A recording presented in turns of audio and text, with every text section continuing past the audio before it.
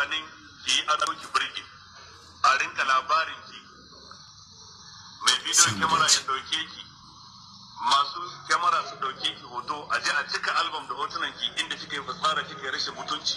Kai ina amfanin a ce yarka ta zama haka, kai ina amfanin a ce kanwarka yarka ta zama haka, ke ina amfanin a ce yarki ta zama haka.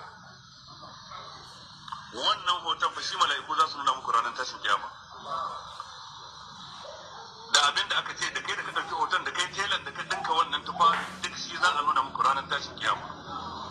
A baiwa kowa littafinsa ranar da kowa za a buɗo masa littafinsa wa kullu insanin alzalu wa kullu insanin alzamnahu ta'irahu fi unqi wa nakhrij lahu yawm al-qiyamati kitaba.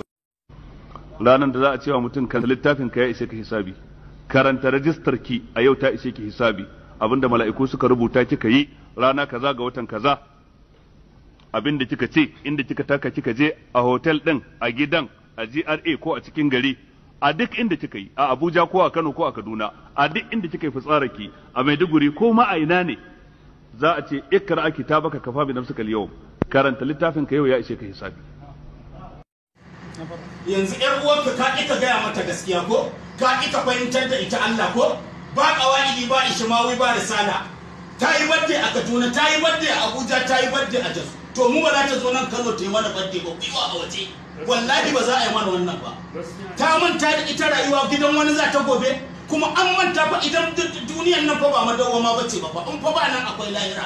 Ku gaya mata gaskiya, ku gaya mata Allah, wallahi tallahi irin wannan shigar da take ta banza ta rika tuna gare ta je ta rungumi ƴan uwanta da kannanta marayu. To ai ta gani take burgewa take haka ne. Burgewa kasiyatin ariyatin shine burgewa.